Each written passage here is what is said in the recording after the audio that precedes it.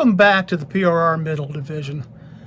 Today we're going to make some magnets for use in the classification yard to assist the yard master and the drillers in classifying cars.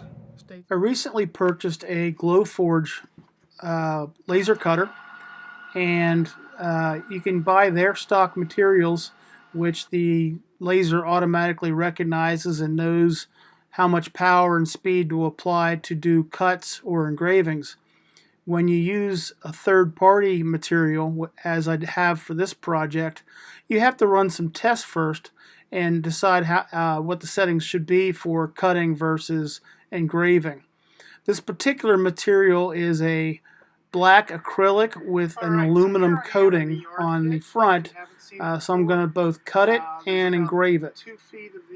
With the settings determined, I now put the laser to work cutting the labels. The end result is labels on the acrylic, which are 2.5 inches wide by 1/2 inch high. They're rectangles with rounded corners, and they still have a clear protective film on them, which will be removed. Here the protective film has been removed, and this is the end result. The acrylic is very thin, and I need to add some more beefiness to them, so I've cut out the rectangles with the rounded corners to the same size, but this time using a micro plywood. I then affixed the two together using tacky glue. It looks the same, but it's more durable than the original version. Using tacky glue again, I affix the magnet, it's an N-scale uncoupling magnet, to the back of the label. Alright, so here I am in the yard pit. If you haven't seen it before, there's about 2 feet of the yard that's exposed from the vertical side. The rest is slightly underneath. It's all within easy reach. There's a throat at each end of the yard, and each end has a control panel.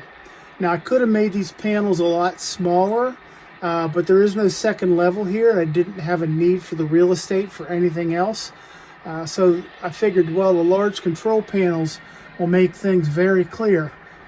The control panels themselves are on piano hinges, and they are secured with cabinet magnets, so you can pull them out and you get access to the electronics behind. Many of the buttons here are matrix, so you push one button and it'll throw everything in the line. The middle panel here, this hasn't been finished yet, but that's going to be painted, and it'll have hooks on it for posting documents, maybe blocking information, etc. And then here's the west end panel, same kind of thing. And so coming back here to the east end panel, one thing I've done for this project, I've installed 2-inch long strips of steel. Those are called mending plates at the hardware store, and I prepared those magnets, and I'm going to use those magnets here. Alright, currently everything in the yard is classified. I've been drilling each type of job. The yard was the last one done. There is a car card box for each classification track. There are 11 class tracks, and there are 2 AD tracks.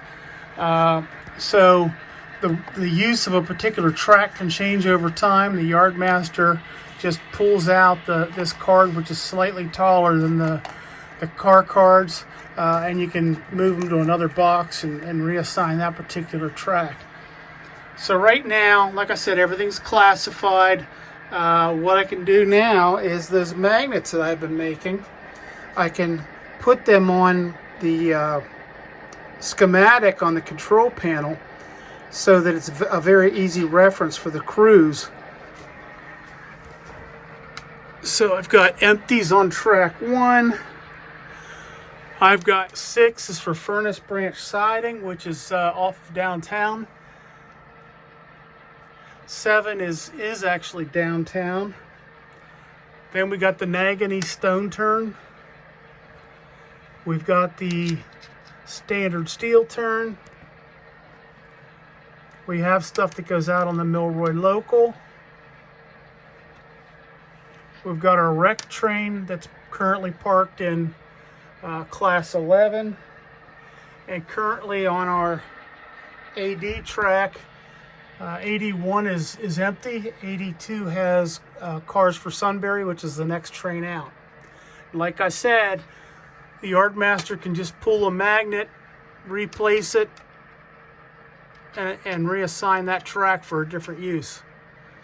The other thing about this is, if I'm drilling from the throat of the yard, and my next car, let's say, is an empty that needs to be routed back east, the crew can, they're looking at the waybill or the car card, they know it has to go eastward. They just look up here, they see eastward is on class 4. They've got one button to push. That throws all of the upstream turnouts. It's in a matrix, so everything is now aligned. You push in, then your next one, okay, maybe the next one is for Milroy. Just push that button. And that just threw 2 or 3 switch machines. You got one to add to that train going to Sunbury, 82. And it's as easy as that, and it's a quick reference for the crews. After they spot a car in a particular siding, then they just go down here, drop the car card into the front of the box.